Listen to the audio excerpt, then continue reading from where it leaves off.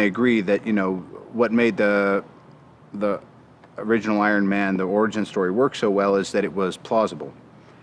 And then we had a bunch of fun doing the second one. And this time I feel like, again, speaking of alternate realities, you know, there's a way that that Tony can interact with the Avengers, because he's already had hints that this Nick Fury guy is clearly stringing him along. And so he's in the dark about it, so it shouldn't be that big a surprise. At the same time, I think it's kind of through Tony's eyes that you have to see and buy into some of these bigger ideas now, you know? I think he's curious, and it's hard for him to ingest what's going on, so he wants to go see it firsthand, but he's still himself. Probably in storytelling, you know, John Campbell mode, he's searching. With Rhodey, he realized he's not an island, and so there was a kind of a partnership, you know, outside of his with Pepper, and I think this time it's about that group mind and that, you know, we is better than I.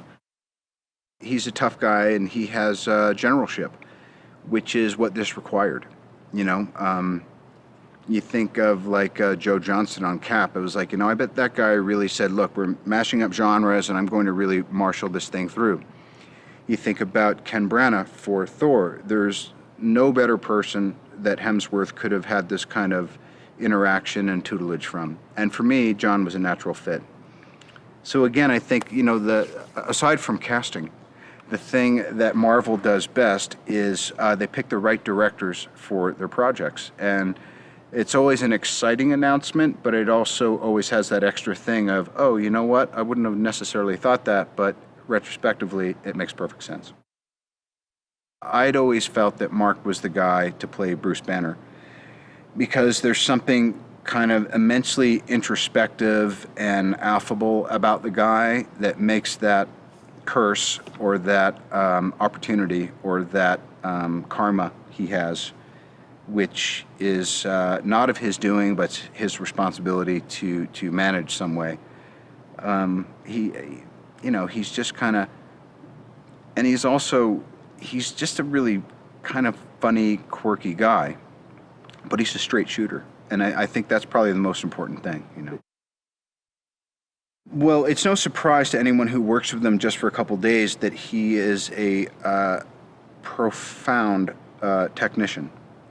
And so honestly, I think you'd probably have to go back a generation from that and probably look at, he's got, you know, some of the same operators and other people that work with Spielberg or work with people of that genre. And, you know, even the Buffy series and his other films have always been visually really kind of their own thing. So, but I think what he's doing is he's drawing on everything he needs to draw on to make it his own. I love the character. He's everything that I wish I could be as a man, you know. He's good for the sake of good, and you know, that's a fun character to try and portray. And the creative forces behind the film are fantastic. The world around him is a different place. You know, he's from a different era, and I think that era really defines who he is. I think the modern day is a bit more flash and style and a bit more selfish and a bit more impersonal. You know, there's a lot of technologies that put blocks in between people, and you know, the 40s, there was much more of a maybe a direct and honest sincerity to the way people behaved, and I think human interaction breeds manners, you know, and just you know, it's a way of life that I think Steve had just become accustomed to, and it's a different world that he has to get used to. It's so nice that as the Avengers are finding their niche within a group, so are we as people. And it's great. It's so far it's been a very healthy family. You know, it's almost too good to be true right now. I should knock on wood because things have gone so disgustingly well. It's almost, like I said, it's almost unbelievable. I hope it lasts, you know, because we get along so well. There's not, and I said this earlier, one bad apple could spoil the bunch. You know, you get one stick in the mud and it changes the dynamic. I think everybody in this cast is so fantastic. We get along so well. I think Cap, you know, feels a little bit of a kinship with the guy. They're both saddled with an immense amount of responsibility. They're both kind of fish out of water. You know, Banner had done a good job of hiding and doing his own thing, and then he's brought back to a place that he didn't choose to be. And he's adjusting to a foreign environment just like I am. So I think there are similarities to their characteristics, or to their situation at least. And I think for the most part, you know, I feel like Cap is kind of like a parent in a lot of ways. You know, I think he just looks out for people. Banner is obviously in a sensitive situation, so I think Cap is doing what he can to make him feel comfortable and adjusted. And Ruffalo, I can't say enough about Ruffalo.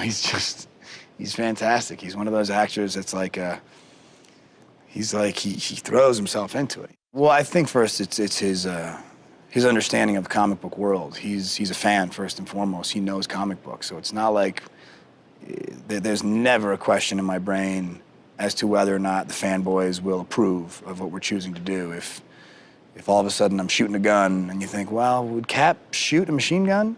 If Joss said it's okay, it's okay. You know, because he is that demographic. And second, it's his passion. This is, like you said, it's a tricky task to bring all these characters together. It's a tall order. You couldn't do this movie if you didn't absolutely love this genre. You know, you couldn't have a director, talented as you want to find one, if he wasn't in love with this style of filmmaking, the comic book characters and crazy sets and superpowers and things like that. Joss, I think, just eats it up.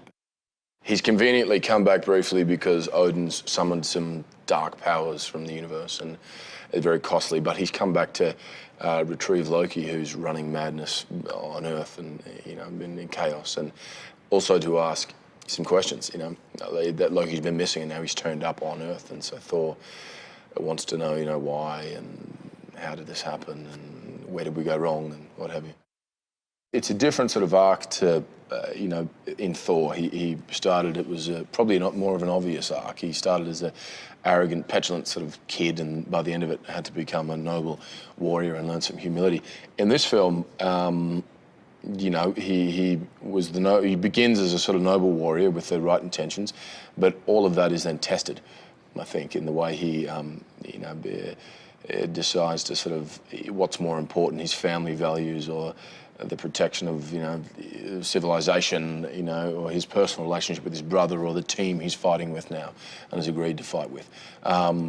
So it's sort of more subtle, I guess, but also his arc is, what's more important is the story's arc as opposed to his individual sort of journey. Yeah, it's a kind of like the most dysfunctional family you'd ever meet, I think. I mean, Josh said early on about, you know, they're all incredibly powerful, but because of their abilities and their power, they're very alone as well. And I think because, you know, or initially they come into this group and think, we don't fit together, you know, I run the world or I run this realm and you take care of that. Yet, because they're so odd and, you know, unique and powerful in their own ways, they do fit together. There's some comfort in that. Finally, they kind of, I think they probably feel slightly normal in amongst this group. Yeah, he's fantastic. I mean, he started it all. He's kind of the godfather of the Avengers in a sense, you know. He had 2 films under his belt, you know, with the franchise before we had any, really. And so, yeah, there's certainly been times, you know, a few times when I've said to him, oh, how do you navigate this? Or what do you think of this? And he's very open with his advice and, you know, and helpful. But it's just a good bunch, you know. I mean, Robert is an actor, and, you know, everything he's done is incredible, and as is all of this cast. And so watching all of them work and their different styles and you know, getting everyone together in one big scene has been really exciting. In Mark Ruffalo, you don't see the Hulk, which is, I think, a perfect sort of contrast, because it's that sort of vulnerability and that, you know, fear of what's to come if he does turn into that guy. He doesn't necessarily like who that guy is, you know. It's not something that he's kind of an angry guy and then gets angry. He's this really nice, kind of unassuming character. But then if pushed in the wrong direction, he, you know, turns into this monster. And it's great seeing Mark play with that, because he just has a incredibly sort of endearing quality about him, and humility, and, you know, he's the sort of, there's no bravado, you know, and especially when you know what he can become. I think that's what's the really nice contrast. Well, I think the first time that we saw this character, we didn't really know much about her. We never learned much about the Widow. She's really, you know, I think quite, she's a slippery fish in Iron Man 2, and, you know, we get little glimpses of her, you know, her true identity, but it all happens so quickly.